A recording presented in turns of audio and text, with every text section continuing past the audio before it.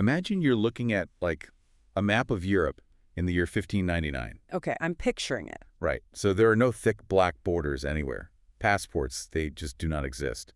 And you are not a citizen of a country in any way that, you would understand the word today. Oh, absolutely not. I mean, the very idea of this rigid, bordered nation state that you live in right now, a government that has total control over a specific chunk of geography, it's completely invented. Yeah.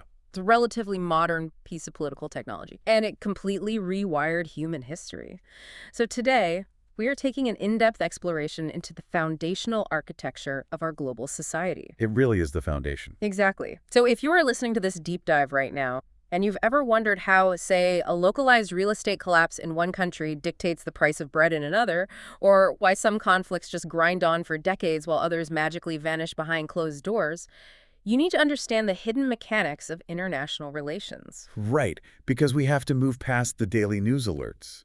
We need to look at the engine under the hood. It is the only way to make sense of the noise, honestly. It really is. Yeah. I mean, the headlines tell you what is breaking today, but the framework of international relations, or IR, it explains the structural forces that made that event inevitable in the first place. We are dealing with an incredibly complex system of, incentives and histories and theories that govern human behavior on a planetary scale. Yeah, planetary. So let's start with that map in 1599. Because I'm genuinely trying to wrap my head around a world without states. If I'm a farmer living in what we now call Germany during the medieval period, who is actually in charge of me? Well, that's the thing. You are caught in a massive overlapping web of jurisdictions, and it is incredibly messy. Like how messy? Because if there's no state, who am I paying my taxes to? Who is drafting me into a war? Basically, everyone is trying to. Your immediate allegiance might be to, say, a local feudal lord, right? And he demands a portion of your crops and your physical labor. Okay, simple enough. I work for the local lord. But wait, that local lord might owe fealty to a regional prince, who in turn owes military service to the Holy Roman Emperor. Ah. Right.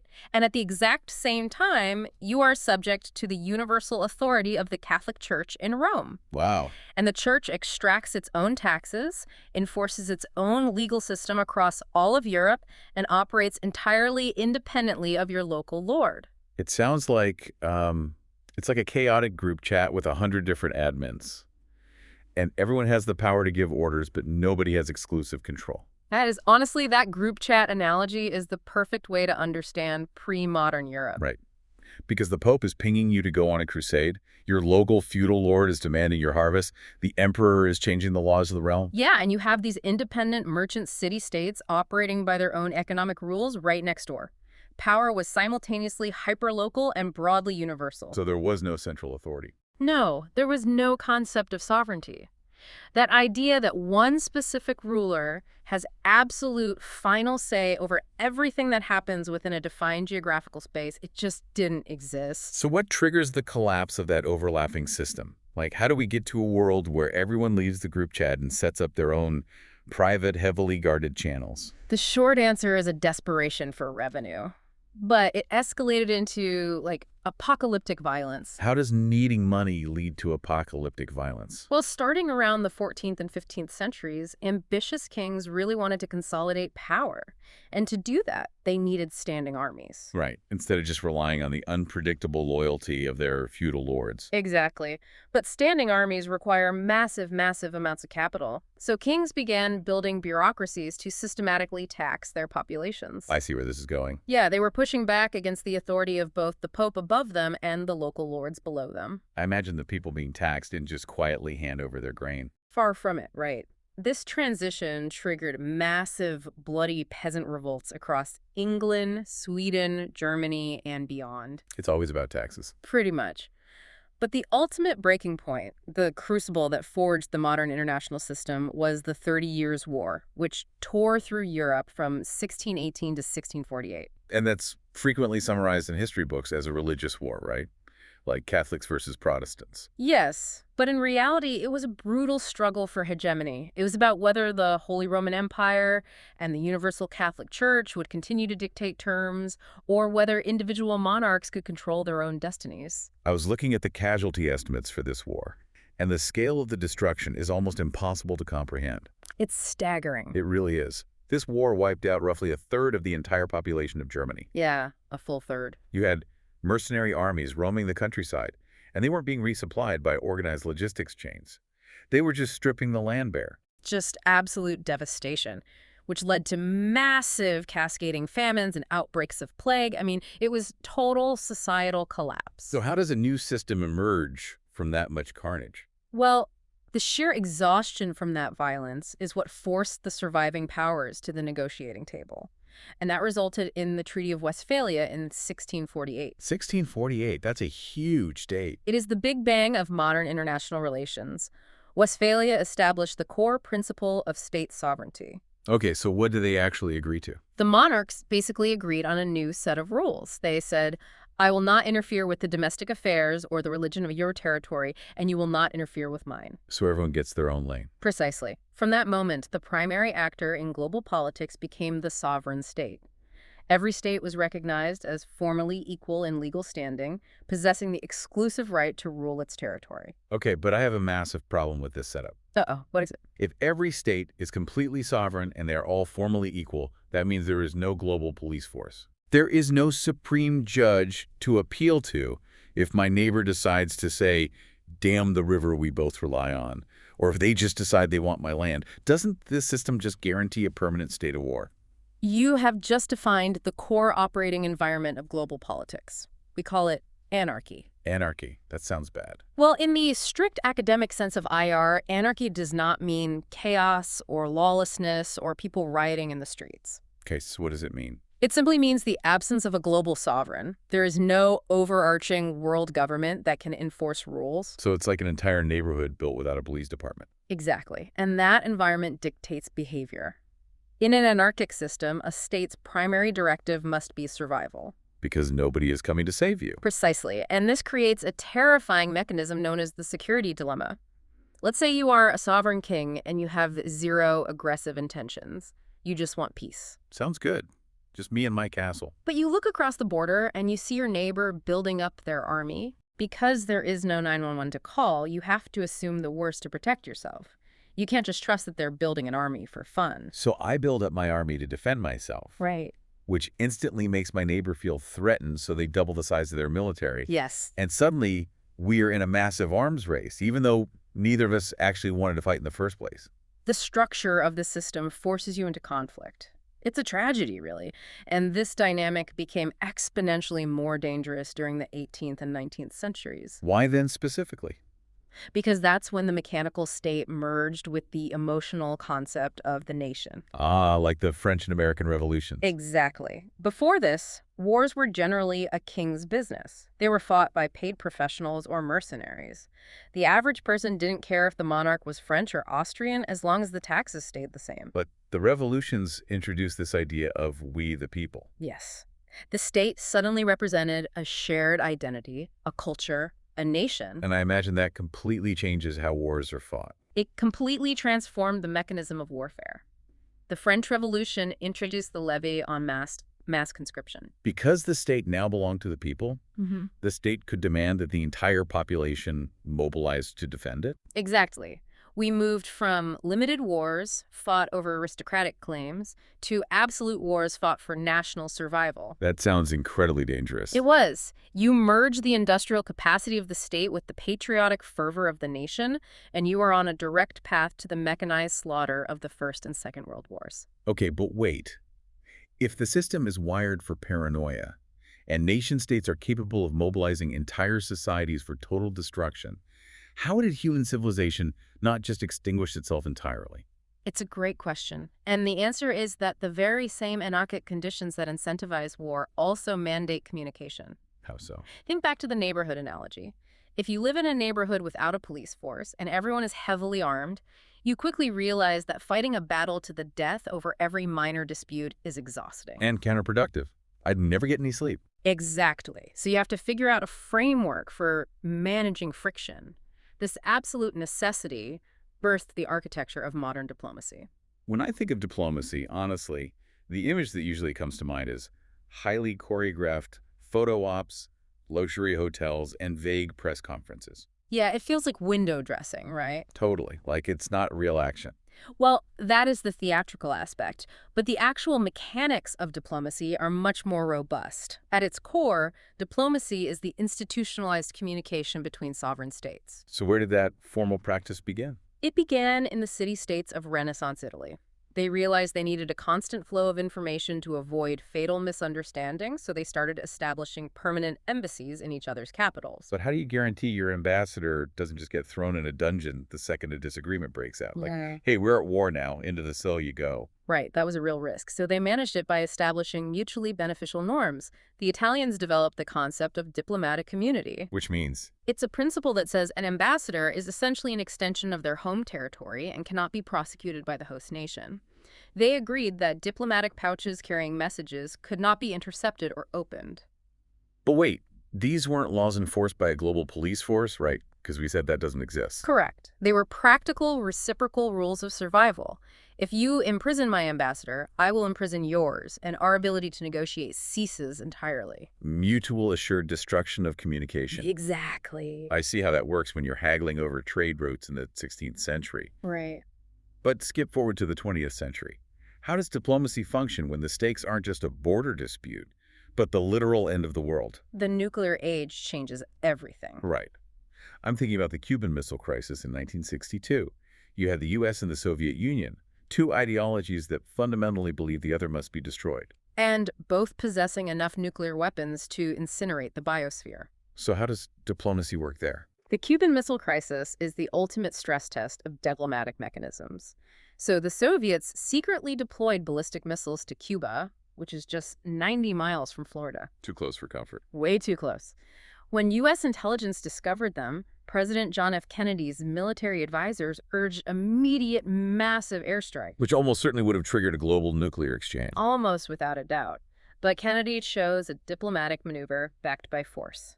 He implemented a naval quarantine, essentially a blockade around Cuba to prevent further Soviet shipments, and he demanded the removal of the existing missiles. But a blockade doesn't actually solve the problem of the missiles already sitting on the launch pads in Cuba. No, it doesn't. And Soviet Premier Nikita Khrushchev isn't just going to pack up and go home because Kennedy asked nicely. So how do they negotiate when both sides are pointing loaded guns at each other's heads? There is zero trust between these men. This is a vital point. You do not need trust to execute successful diplomacy. What, you don't? No. You need verifiable mechanisms and a deep understanding of your adversary's core security interests.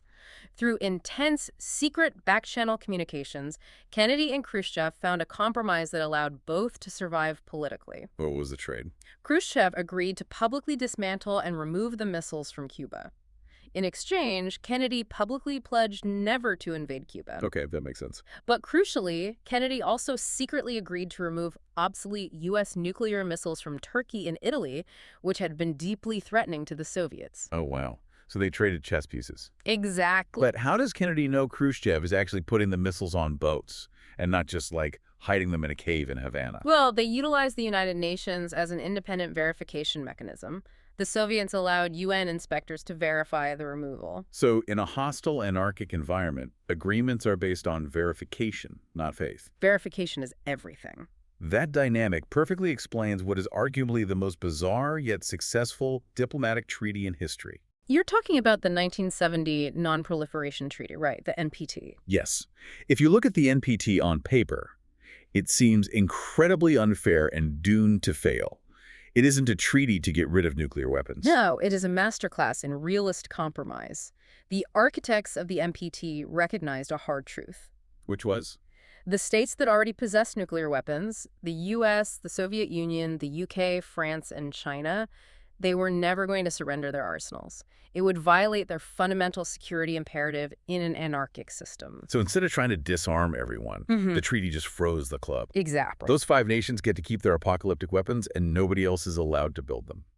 But why would any non-nuclear state ever agree to sign a document that permanently enshrines their military inferiority? Because the treaty offered an incredibly lucrative technological bribe. A bribe, I love that. What was it? The nuclear powers agreed to share the technology, equipment, and materials for peaceful civilian nuclear energy with any state that signed the treaty. Oh, so unlimited clean electricity. Yes. In exchange, the non-nuclear states legally bound themselves never to pursue nuclear weapons programs. But again, how do you know they aren't cheating?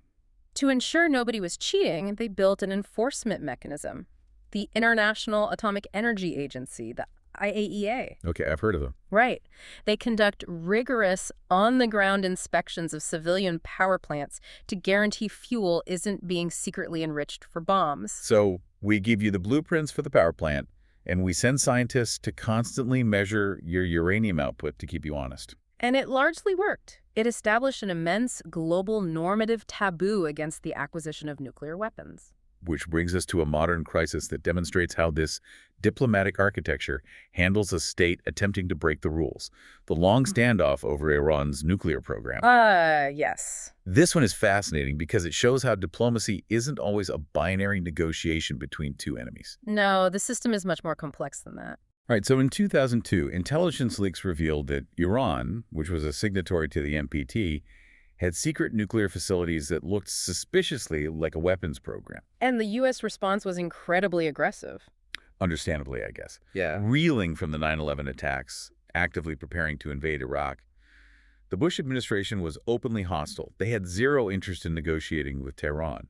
They were essentially laying the groundwork for a regime change. And this is where we see the international system flex its diplomatic muscle to prevent a superpower from triggering another war. How do they do that? In 2003, 3 European nations, the UK, France, and Germany, known as the EU3, stepped directly into the crossfire.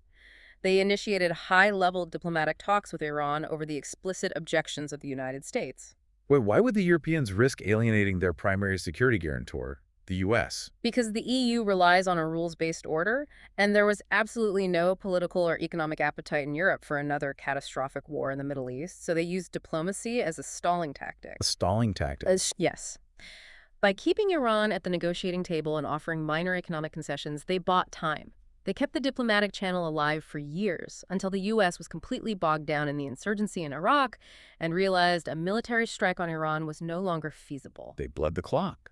They bled the clock until the U.S. had no choice but to join the talks in 2006. Exactly. And even then, it still took almost another decade of grueling, highly technical negotiations to reach the 2015 Joint Comprehensive Plan of Action. And observe the underlying architecture of that 2015 deal. It was not built on a sudden, miraculous dawn of trust between Washington and Tehran. Not at all. The ideological enmity remained absolute. So what was it built on?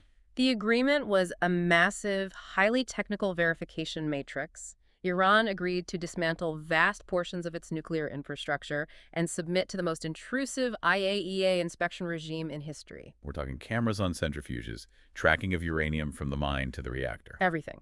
And in exchange, the global community agreed to unfreeze Iranian assets and lift crippling economic sanctions. Verification, not trust. The invisible architecture holding the world together. Exactly right. But hold on a second. When we talk about the EU stepping in to block the U.S. or the UN verifying missile removals, it highlights a massive shift.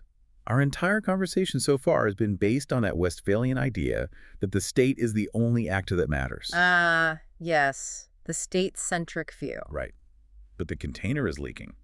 The sovereign state doesn't have a monopoly on power anymore, does it? Not at all. To accurately dissect the modern global political economy, you have to completely broaden your analytical lens. If you view global events exclusively as a game played by sovereign states, you will profoundly misdiagnose the causes and effects of modern crises. So how do we fix our lens? In IR, we utilize levels of analysis to structure our thinking. The traditional state-centric view is the state level, but you also must look at the system level, the group level, and the individual level. Okay, let's break those down. We talked about the EU, which is a mind-bending entity when you think about state sovereignty. It really is unique. Because it isn't just an intergovernmental organization or IGO like the United Nations. Yeah. The UN is basically a forum states show up, they argue, they vote. But the UN doesn't have a police force to make the US or Russia obey a resolution. Right. The UN is intergovernmental, but the EU operates with something called supranational power. Supranationalism. What does that actually look like in practice? It is a radical departure from Westphalia.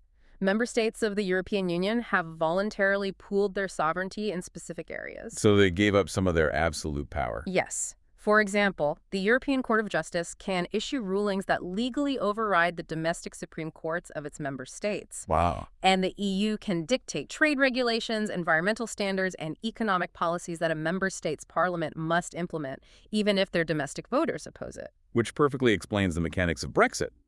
The UK voters felt they had lost their Westphalian sovereignty to bureaucrats in Brussels, and they voted to violently pull their territory out of that supranational legal framework. Exactly. Yeah. But the leaks in the state container go way beyond the EU. Let's talk about international non-governmental organizations, or NGOs, like Amnesty International or Greenpeace. For examples? They don't have armies, they don't issue passports, but they can force sovereign governments to change their laws.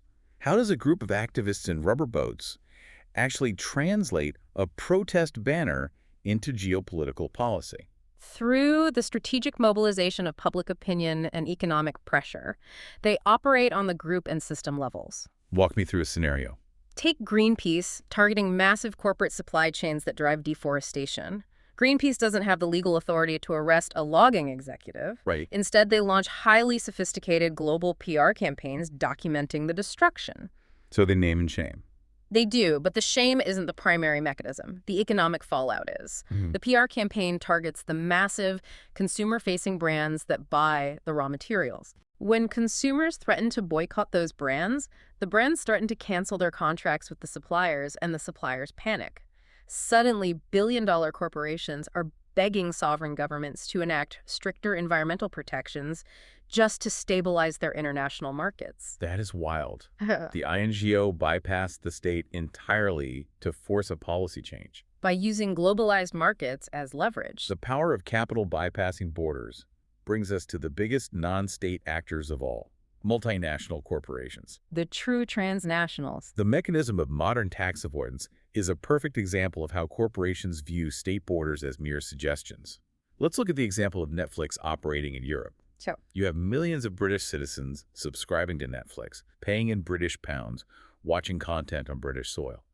Logically, the UK government should tax those profits. But multinational corporations exploit the fact that states are geographically fixed while capital is infinitely fluid. So what do? Instead of booking that revenue in the UK, Netflix routes its European subscriptions through a subsidiary located in Luxembourg. Wait, how is that legal? Through complex intellectual property licensing fees and transfer pricing, these are mechanisms where different branches of the same company charge each other for services. So they shift the profit on paper to the jurisdiction with the most favorable laws. And Luxembourg offered a corporate tax rate as low as 5%.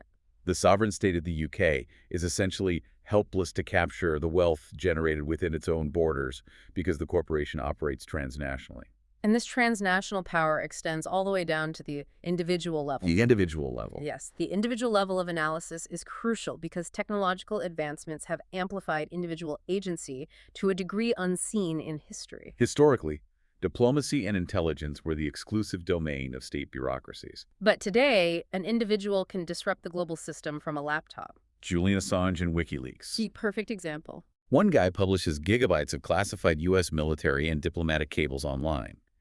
He bypassed the entire security apparatus of the global hegemon and instantly altered the diplomatic posture of dozens of countries who had their private communications aired out on the internet. It's a staggering amount of power for one person, but a completely different yet equally potent example of individual impact is Thomas Neuwirth, the Austrian performer known as the drag queen Conchita Wurst. Oh, winning the Eurovision Song Contest in 2014. Yes. But look at the geopolitical ripple effect of that victory. How does a song contest have a geopolitical effect? By winning a massive televised competition and leveraging social media, this single individual sparked a continent-wide cultural debate regarding LGBT rights. Conchita's visibility directly challenged the socially conservative policies pushed by the Russian state. Wait, really? Yes. It forced a domestic debate within Russian society and across Eastern Europe that foreign ministries had been entirely unable to provoke. The individual became a conduit for transnational normative change. Okay, this is where I start to get dizzy. Why is that? Because if I'm trying to analyze why a specific event happened, and I have to factor in the UN, Greenpeace, a tax loophole in Luxembourg, and a pop star on Twitter, how do I not just drown in the variables? Well, you avoid what academics call vertical drift. Vertical drift. Yes, this is the methodological trap of randomly jumping between different levels of analysis to build a convenient narrative, rather than applying them systematically. Let's say you are tasked with explaining the 2008 global financial crisis. Okay, I can't just point to the individual level and say, a specific hedge fund manager on Wall Street got greedy. Exactly, because greed is a constant human variable. It doesn't explain a sudden systemic collapse. To understand 2008, you must use a system-level analysis. To zoom all the way out. Right. You have to examine the global architecture of deregulated capital flows, the incentive structures of the international credit rating agencies, and the macroeconomic imbalances between saving nations and spending nations.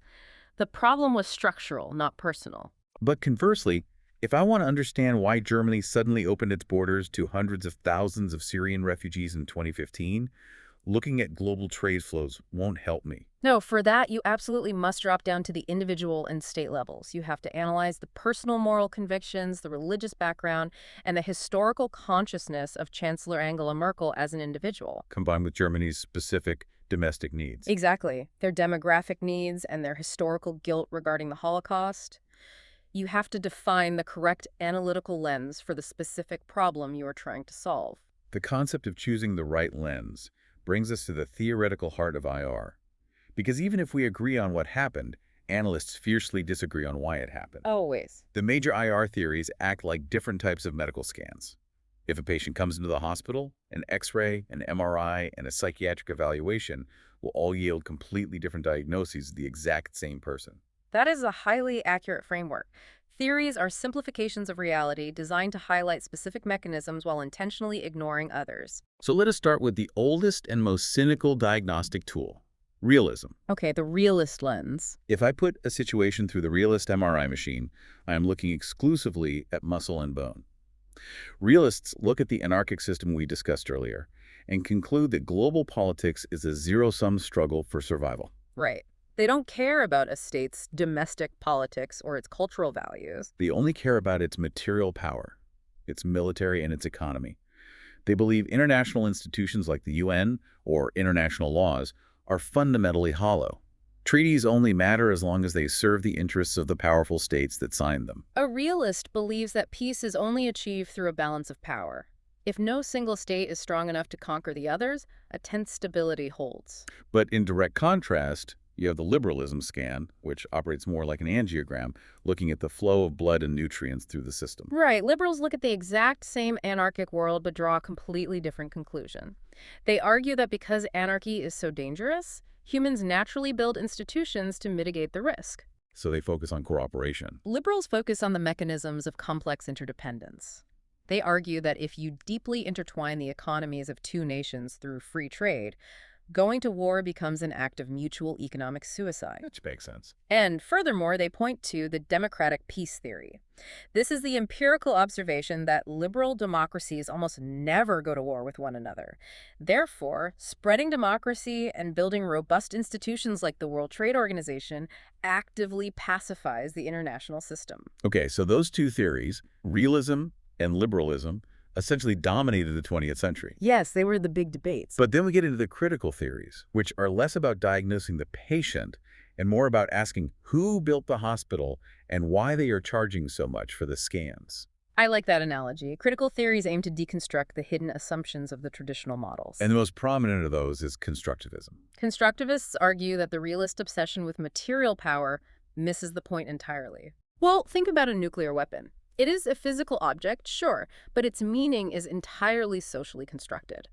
The United States does not fear 500 British nuclear weapons, but it is deeply terrified of 5 North Korean nuclear weapons. Because the British are perceived as friends and the North Koreans as enemies. The physical threat is identical, but the social relationship dictates the reality. Exactly. As the famous constructivist axiom goes, anarchy is what states make of it. If states treat each other like enemies, anarchy is a nightmare. If they treat each other like partners, anarchy is perfectly manageable. Then you step into post-structuralism, which dives deep into the mechanics of language. Yes, it argues that the specific words we use are tools of power designed to frame reality. Like if a government bombs a city, calling the dead civilians collateral damage sanitizes the violence. It makes an atrocity sound like a spreadsheet error, neutralizing domestic opposition. Precisely. Post-structuralists, heavily influenced by philosophers like Michel Foucault, examine how defining a group as rogue states or terrorists automatically justifies certain violent responses while delegitimizing the grievances of those groups. And finally, we have post-colonialism. When I was looking into this, it completely blew my mind. It's a vital perspective. Post-colonial scholars point out that the entire academic discipline of IR was built by white Western men studying Western history, and therefore its foundational laws are riddled with massive racist blind spots. They point to the Haitian Revolution. The great ignored event of IR. Right. Traditional IR loves to study the French and American revolutions to explain the birth of the nation-state and the spread of liberty. But the field spent 2 centuries essentially ignoring the Haitian Revolution, which happened at the exact same time. Because the Haitian Revolution completely broke the parameters of the Western worldview. Enslaved Africans successfully revolted, defeated the empires of France and Britain, established a sovereign state, and demanded diplomatic recognition. Which was unthinkable to them. Exactly. Traditional European theorists simply could not conceptualize a world where non-white, formerly enslaved people were sovereign actors capable of statecraft. Post-colonialism forces us to recognize how the legacy of imperialism and racial hierarchy continues to structure the global economy and international institutions today. Let's take all 5 of these diagnostic scans: realism, liberalism, constructivism, post-structuralism, and post-colonialism, and run them over a single massive piece of global architecture, the United Nations Security Council. This is a great exercise. The Security Council is the inner sanctum of the UN. It's the only body that can legally authorize the use of military force globally. It has 15 members, but 5 of them, the US, the UK, France, Russia, and China, are permanent members with an absolute veto over any resolution. So if you apply the liberal lens, the Security Council is the pinnacle of institutional design. Even if the veto seems unfair, keeping the world's most powerful militaries talking at the same table is the ultimate mechanism for preventing World War III. It forces diplomacy over conflict. But a realist looks at that exact same table and laughs. They see the veto as an explicit acknowledgement that power is the only thing that matters. Right. The UN only functions when it aligns with the national interests of those 5 superpowers. If a permanent member wants to do something illegal, like the US invading Iraq in 2003 or Russia invading Ukraine, the UN is completely powerless to stop them because they just veto any attempt to hold them accountable. The institution is just a facade for raw hegemony. Now apply the constructivist lens. They would analyze how the permanent members utilize the Security Council not just for military authorization, but to legitimize their actions globally. So they use it to spin a story. They use the UN to construct a narrative that their individual national interests are actually the will of the international community, thereby lowering the political cost of their interventions. Okay, so the post-structuralist steps in, looks at the sign on the door, and asks, security for whom? Exactly. They analyze how the Council obsesses over state security, protecting borders, and preventing nuclear proliferation, while frequently ignoring human security, like economic devastation or state-sponsored violence against minorities, because that language doesn't serve the interests of the powerful. And finally, the post-colonial lens delivers a devastating structural critique. Look at the roster of the permanent 5. The victors of a war that ended in 1945, representing the global north. Right. There is 0 permanent representation for the entire continent of Africa. There is 0 permanent representation for Latin America. The post-colonialist diagnoses the Security Council as a mechanism designed to perpetually entrench the power of former colonial empires, granting them a permanent legal veto over the development and security of the global south. Every single lens reveals a true mechanism of the system, but none of them show the whole picture on their own. It's all about combining them. Now, let's take all this theory and look at the absolute dominant reality of the past 80 years. We are living in an era defined by a single overwhelming force, the hegemony of the United States. In IR, this period is often called Pax Americana. The American peace. Following the devastation of the Second World War, the international system transitioned into a brief bipolar period, the Cold War between the U.S. and the USSR. And then, after 1991, it settled into a unipolar system. The United States emerged as the sole global hegemon, possessing a combination of military, economic, and cultural power unprecedented in human history. The raw statistics of American material power are just staggering. The U.S. holds less than 5% of the global population, Yeah. yet it accounts for roughly 40% of all global military expenditure. That's astronomical. We are talking about a nation with around 700 military bases scattered across the sovereign territory of other nations. They operate 10 nuclear-powered aircraft carrier strike groups, which function as floating, sovereign cities capable of projecting devastating air power anywhere on the globe in a matter of days. And no other country operates more than two. Right. But hegemony is not just about having the biggest guns, is it? No, it is about writing the rules of the system to serve your interests. After WWII, American strategists internalized a profound realist lesson. In an interconnected anarchic world, relying on two massive oceans for defense was no longer sufficient. Instability anywhere on the globe could eventually threaten the American homeland. So what did they do? Therefore, the U.S. intentionally constructed a global architecture. The Bretton Woods financial system, the International Monetary Fund, the World Bank, and the NATO military alliance. They built an international system that heavily incentivized free trade and democratic capitalism. Yeah. Because a world of open markets and liberal democracies is an incredibly safe and profitable environment for American corporations and American security. Exactly. They essentially volunteered to be the global police force. Yeah. And they provided global public goods. The U.S. Navy patrols the global commons, keeping the critical maritime choke points like the Strait of Hormuz or the Malacca Strait open for international shipping. This guarantees the flow of oil and consumer goods that the entire global economy relies upon. But operating a global police force creates a massive structural vulnerability, doesn't it? The free rider problem. Ah, yes, the free rider problem. If we think about Pax Americana as a global neighborhood watch program, the United States is the homeowner who bought all the security cameras, hired the armed guards, and pays for the patrol cars to drive around every single night. I love this analogy. The other incredibly wealthy homeowners on the block, like Germany, Japan, and much of Western Europe, look out their windows, see the U.S. patrols keeping the neighborhood safe, and realize they don't need to spend their own money on security.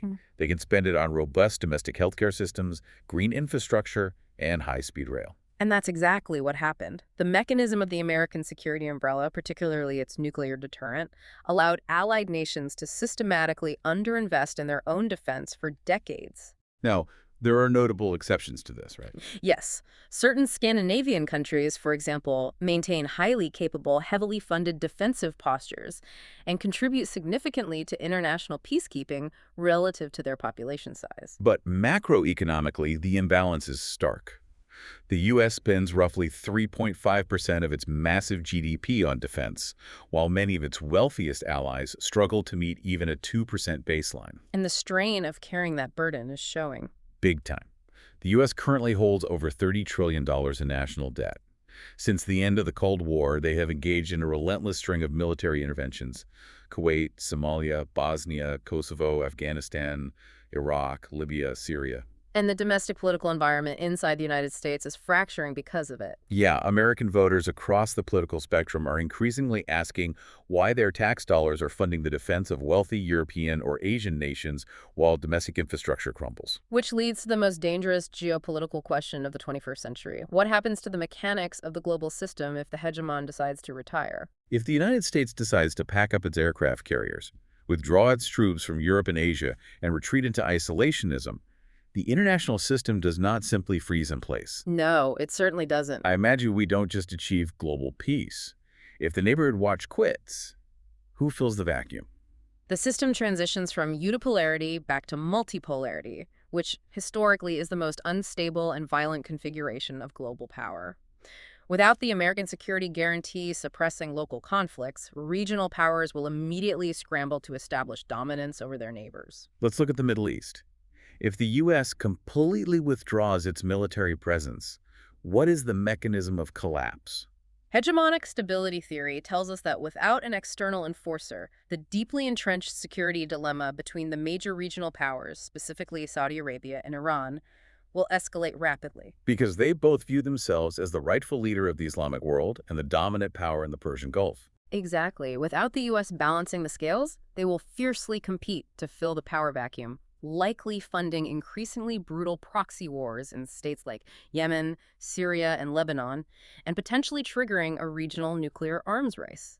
The withdrawal of the hegemon guarantees localized turmoil. So we are caught between an exhausted superpower and the terrifying prospect of a chaotic, multipolar free-for-all. It's a precarious moment.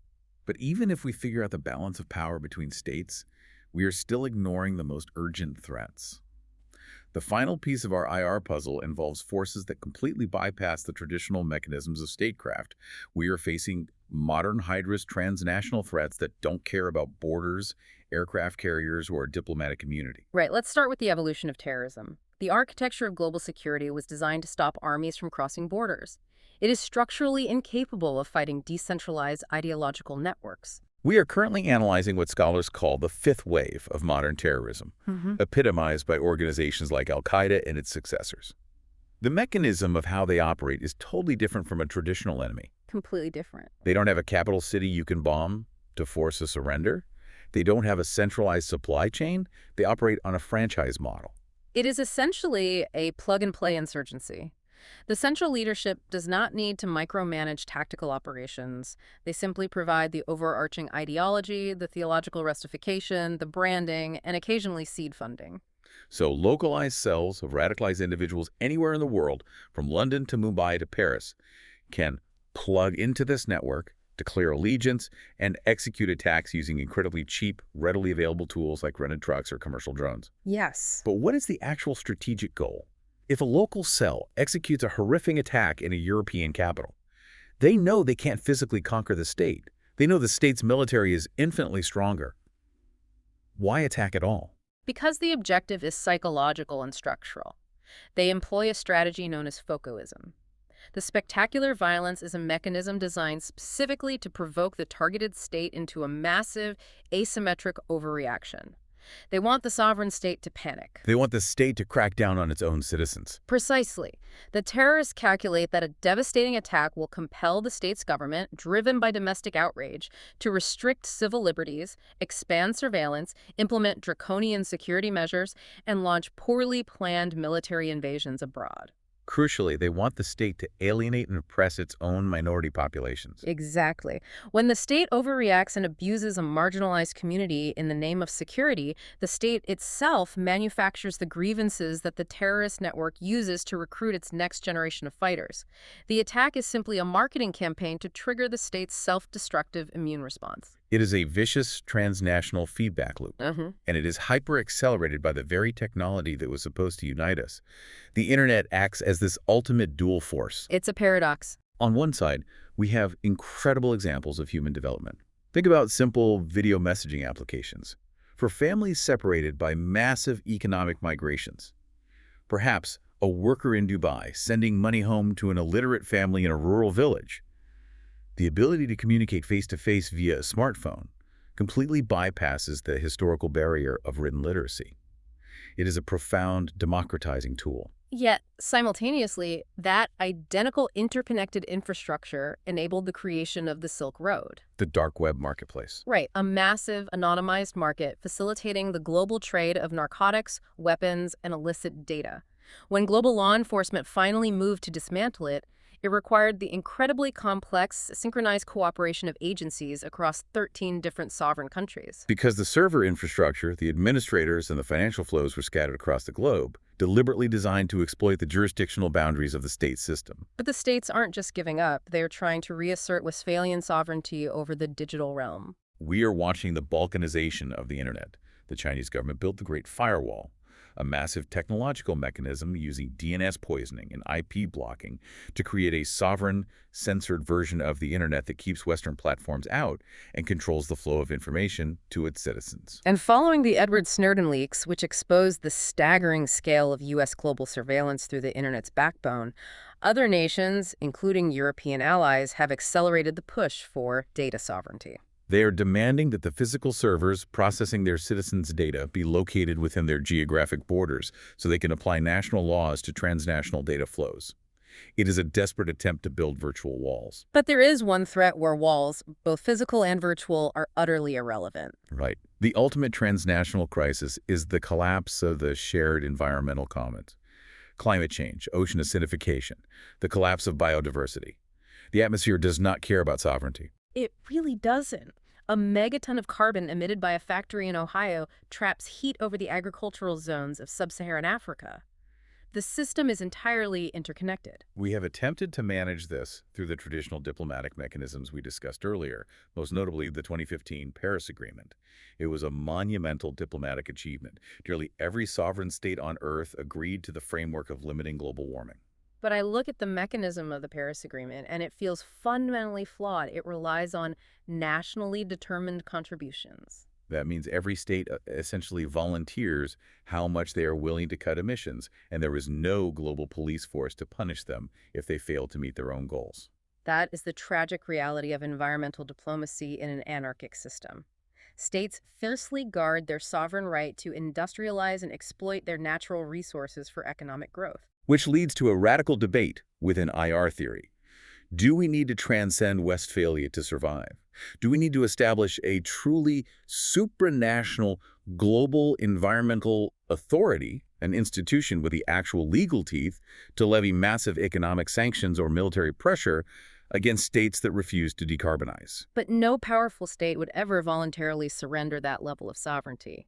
It would mean the U.S. or China letting a global council dictate their domestic energy policies. Which leads us to this terrifying cascade effect. Globalization was sold to us as a stabilizing force. We trade with each other, we grow rich together. But it turns out globalization just means our vulnerabilities are totally synchronized. The mechanisms of contagion are instant.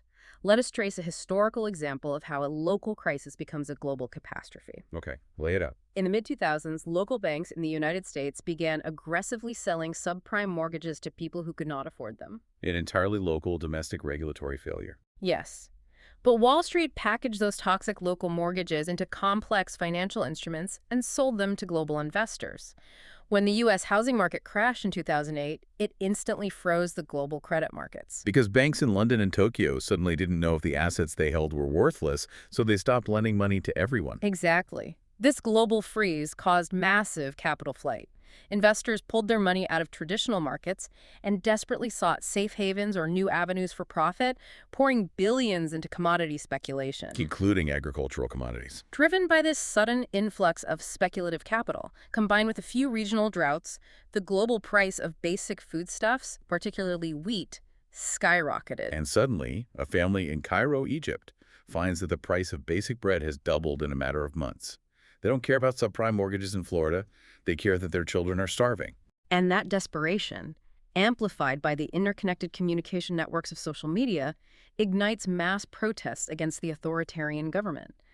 The U.S. housing crash was a direct structural catalyst for the Arab Spring, which toppled multiple governments, triggered the Syrian civil war, and resulted in millions of refugees fleeing into Europe, profoundly altering the domestic politics of the European Union. A completely borderless cascade of chaos. When you look at the totality of this terrorist networks, data sovereignty, globalized supply chains, and environmental collapse, it feels like the system designed in 1648 to stop kings from fighting over castles is structurally incapable of managing the 21st century.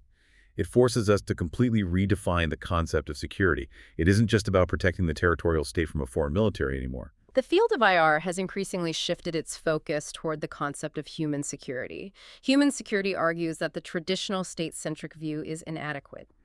It posits that the true referent object of security should be the individual human being. What good is an impenetrable national border if the citizens inside are dying from a preventable pandemic, environmental toxicity, or starvation? Or, horrifyingly, if they are being slaughtered by the very state that is supposed to protect them. Which is the ultimate paradox of state sovereignty. In response to the genocides in Rwanda and the Balkans in the 1990s, the international community developed a doctrine known as the responsibility to protect, or R2P. What does that entail? It suggests that sovereignty is not an absolute right, it is a conditional responsibility. If a sovereign state is unwilling or unable to protect its populations from genocide, war crimes, or ethnic cleansing, the international community has the right and the obligation to intervene, piercing the Westphalian shield. But of course, applying that doctrine brings us right back to the Security Council and the veto power. The powerful states will only endorse an intervention if it aligns with their interests. The architecture is trapped in its own paradoxes. The world has fundamentally materially changed, but the legal and theoretical architecture we rely on to govern it is struggling to adapt. If you are listening to this on a smartphone right now, the device in your hand is effectively bypassing 400 years of international law. It connects you to global capital, exposes you to transnational ideologies, and tracks your location in a way that would make a medieval king weep with envy. It makes you wonder, as this technology accelerates, is the traditional state actually dying? Think about the mechanism of Bitcoin and decentralized finance, a technology designed explicitly to sever the creation of money from the sovereign control of central banks. It's revolutionary. Think about algorithmic social media feeds that cross borders instantly, shaping the cultural and political realities of billions of people outside the control of any foreign ministry. As territory matters less and less in the digital and economic realms, is it possible that the 1648 Westphalian system is finally reaching its expiration date? We are stepping into an era where the solid black lines on the map might just fade away entirely, leaving us to figure out a completely new way to govern human behavior. How we transition from the architecture of the past to the realities of the future is the defining challenge for the next generation of global citizens. Thank you for joining us on this in-depth, deep dive of the invisible rules that govern our world. If this conversation changed how you look at the headlines, please hit follow, subscribe, and leave us a 5-star rating to help the show reach more curious minds. And stick around, because our upcoming series finale is going to pull back the lens even further to explore the deepest reflective themes in the future of global politics. Until then, keep questioning the map.